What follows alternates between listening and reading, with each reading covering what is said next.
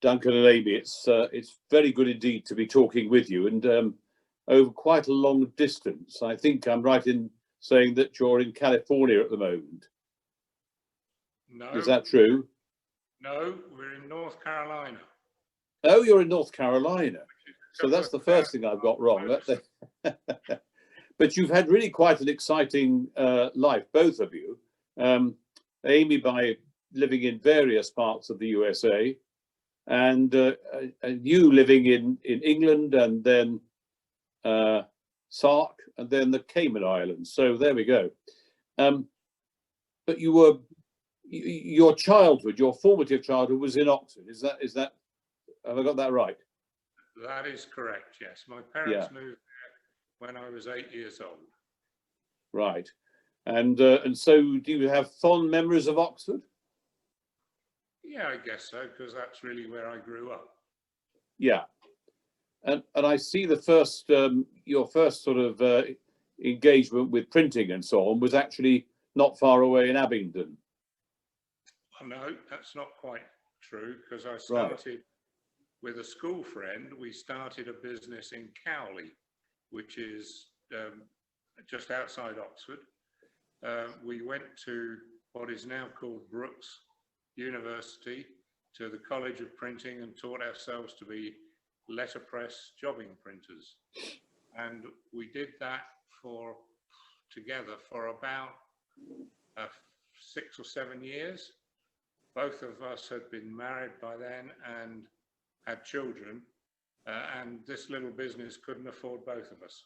So I had to go and get another job, and I joined a company, eventually a sales director, a company called Burgess of Abingdon, who were one of the largest typesetting companies in the UK. And we developed that business from being the largest typesetter for HMSO into a company that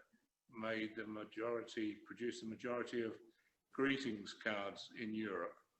And we worked for about 40, I had about 40 customers who were greetings card publishers. And we eventually sold that business in the early 90s, at which time I became involved by acquiring one of my customers, ex-customers, a company called Ling Design, which was and still is a famous publishing company in the UK. Yeah, that's really interesting.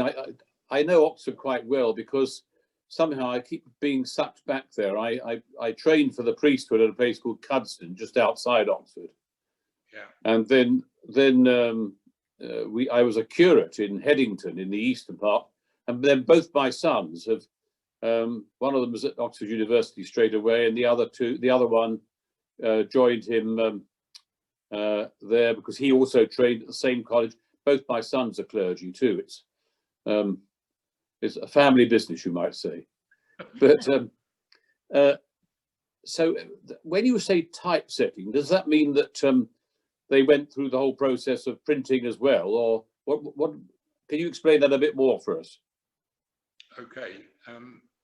In our small family business that I started with my school friend, we picked up bits of type, put it into a stick, and made whatever words the customer wanted. We also had a very early and old linotype machine, which many of our viewers and listeners will understand, where you sit at a keyboard and produce slugs of type that are cast on this machine, and that makes up the page of text that you're going to print. When I went to Burgess, they had linotype machines and monotype machines, and the difference between those two machines is the linotype machine produces a slug and the monotype machine produces individual characters, the same as one would pick out of a case to set it by hand. And as I said, we were at the time the largest HMSO contractor in the UK for typesetting, and we typeset all of the UK's patent applications and most of the UK's social instruments. That's the laws of the land. And we carried on doing that all the time I was working with the company, or until we sold the business. And were you responsible then, Duncan, for moving them on into the greeting cards world? Not entirely, because my colleague, who's the same sort of age as I am at Burgess, he had been appointed as managing director, or was going to become managing director. He felt that it was appropriate time for the company to move out of effectively black and white printing into colour printing. And he had ordered a Roland printing press, the 2-colour printing press, but they didn't have any customers. So that's where I got involved. Oh. And as I said, we created a business that became the largest producer of greetings cards in Europe. And if you talk to anybody in the greetings card industry, I'm sure they would confirm that because we were very famous over the years there. And Amy, you're also you've ended up in the world of publishing too, for the last 15 or 20 years. Well, actually, before that, when I was in library school, I did an internship at a magazine, and one of my jobs was electronic typesetting. So I had a little bit of knowledge of printing and typesetting and such before I met Duncan, but that was one of our commonalities. Yeah. Before I left Burgess, I had a hobby business which was producing an academic journal called Comparative Education, which a friend of mine in the publishing business in Oxford had suggested we buy from Pergamon Press. They were selling it, and this was 3 times a year an academic journal that covered comparative education. And this company that I did as a hobby at weekends was called Carfax Publishing Company, Carfax being the centre point of Oxford, as you know. And we had a little office in Oriel Street, which is just more or less next to Carfax. And he did the editorial stuff and production. Of course, the journal was printed at Burgess, and we developed that business. And by the time we sold it in the mid-90s, we had 250 academic journals around the world. So that, from a one journal hobby, that became a serious business. And that's how Amy and I met, because in Carfax, we produced all of our journals using IBM electronic typewriters at the time, along with some typesetting from Burgess. But we were doing a lot of electronic stuff in the early days. And as soon as the internet started, we had an opportunity to develop a company that could make the content of journals, instead of having to buy the journal in printed form. We started a company that developed a means for the content to be distributed in small portions, either a chapter or a page or a paragraph, on the internet. Now that company was run, it was called Catchword, and that's how I got involved with Amy, because she did a lot of test work for us in the USA. But that company was developed by 2 young men that I had known through Carfax. And they decided they wanted to become millionaires very quickly. So they persuaded me to sell Catchword to a competitor. And they became millionaires. They took their money and ran. They both had to go and work again because $1 million doesn't last very long. And the day that the competitor bought us, he closed the company down. So it was very disappointing. That company was quite interesting to the people that I was working with, particularly the science and medical researchers, because they had been accustomed to using resources that required that you print a whole page. If you wanted even just a simple citation from a page, you had to print the whole page out. I'm sure everybody knows what that service was called. And anyway, Catchword had the wonderful possibility of simply highlighting what you wanted from this article, and you could print one line, one word. Another real possibility, or you might say positive aspect, was that you could use scientific notation, you could use chemical formulas, symbols, anything of that sort to do your search. And so that was quite progressive for, and quite interesting for the scientific and medical communities. You've had a very interesting career too, Amy, because you've great variety of different things in libraries. You were a high school teacher, and then in publishing. What sort of drew you across those various that panorama of different things? I got into library school quite accidentally, and that's another story that I won't go into. But when I was in library school, most of my peers were either English or philosophy or literature, a few history majors, but I was the only one with a background in science and medicine. And I just thought, well, there's no way I'm going to get a job, but I need to be doing something, so I'll continue with this degree program, which I did. Well, I was the first student in my master's class to be offered a job when we finished. So I thought that was rather amusing that there was a big demand for people in the library world with a science or medical background. I see. That's what drew you there. Now, then the next thing I was going to ask you, which fascinated me, how did the two of you end up going to Sark, which is, it always sounds very exotic to me, you know, being ruled over by the Dame and then more recently by a seigneur. What took you there?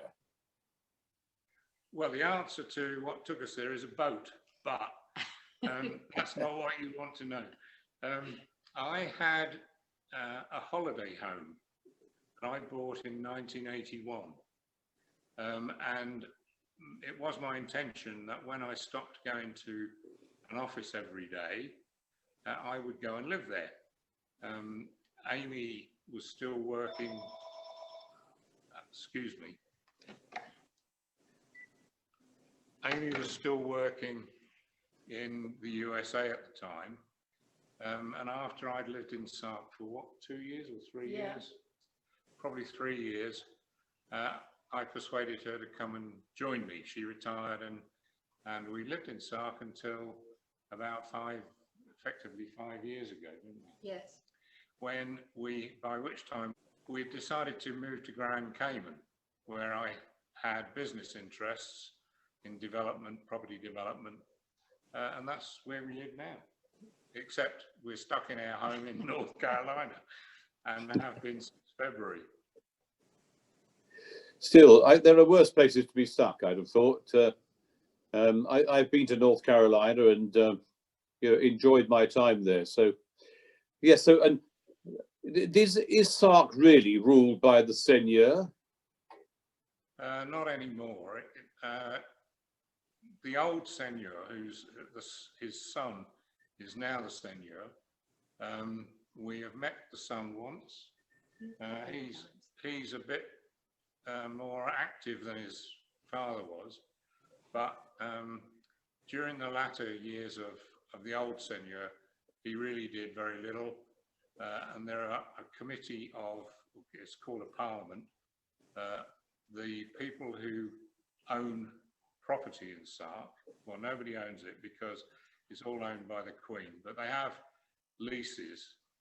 There are 42 leaseholders in Sark, and they make the parliament. When I owned a hotel there, then I also had a place on the parliament.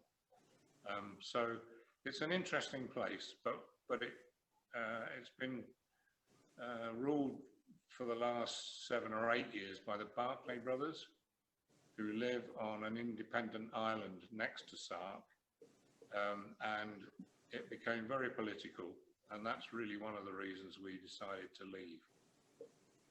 Oh, that's interesting. Now, one of the things we must move on to before we run out of time, because I know that so many people will not only be grateful to you, but be fascinated to know what it was that drew you to be so generous in effectively making possible the establishment of the Tokefield Centre. Several of my friends from the library world were archivists, and they were always talking about the importance of preserving particularly the old manuscripts, the old records of how things were done or why they were done. And the first evening I lived back in England, Duncan took me to the 600th anniversary of the stationers receiving their charter. And so I was really impressed with the Stationers Company and wanted to know more about it. One of the first things that I experienced with the Stationers was William giving me a tour of the Stationers Company, and I was rather dismayed that all of those wonderful records and manuscripts and such were not actually, they were being looked after very well, but they needed to be in a climate controlled area. They also needed to be where people, the scholars particularly, could have easy access to them. So that was sort of the, you might say, the spur that moved us towards doing that. When it came up as a possibility, we thought, well, that's really something we want to support. Well, it is a most marvellous thing, and it's very good that it's named after George Tokefield, who rescued so many of those very early documents during the Great Fire. I hope you've both been pleased and encouraged by what you've seen in terms of the new centre. We haven't actually seen it very much, but we were very pleased during the opening with what we saw, and I believe it's probably better now. Once we get back to the UK, if ever we do, we will come and do a tour visit to see what's happened since we became involved. I know Chris Andrews, who is one of our colleagues working for running Gateway Publishing, which is why one of the rooms has got the name Gateway on it, and the other one has got the name Carfax on it. So we understand that there's lots of interest, lots of activity, and that it's being used very well. And to answer one of your earlier questions, why or how did we get involved? We do a lot of work with other charities, and we treated this as a charitable donation, really, although it's much closer to us than many of the other charities we support. Well, it not only is it a marvellous thing in itself, Duncan, but I think really it was the impetus we had from that has helped us have the enthusiasm to move on to do the next phase, which we called Vision 350, because it's going back to the establishment of the present hall buildings. So really, you've done something quite remarkable for the company, in as much as you've safeguarded the future of these wonderful documents. But also, you've spurred us all in to getting on with it and making even greater strides alongside that. I do hope you'll come back very soon. And if you do, I know that Ruth will take you around and give you a much deeper insight into it. And even if by then I've ceased to be the master, I can come along as a past master with you, and I'd very much like to do that. Thank you so much for joining us. Okay, well, we will arrange to let you know as soon as we're back, and we'll get that sorted. But one other thing I ought to say is that the reason we could afford to do the donation for the archive was through the sale of another business that I had supported for about 10 years called Moonpig. And most people that are watching this will know of Moonpig. It's a company that originated making personalized greetings cards so that somebody could order one card with the name of the recipient on it, and it was, well, as I say, personalized. It took us 7 years before we made a profit, and it was only after advertising on the television with a stupid catchword that it became successful. But that was how we could afford, having sold the business for a lot of money, how we could afford to make the donation to stationers. Well, we're very grateful to Moonpig, and perhaps we can find another room to name after that. But anyway, there we are. We better stop now, I think. I'm so grateful that you've been able to do this, and it's rather exciting to have done it across the Atlantic, and indeed done rather an interesting journey across the US, to Sark, the Cayman Islands, and back here to Stationers Hall. Thank you both very much indeed.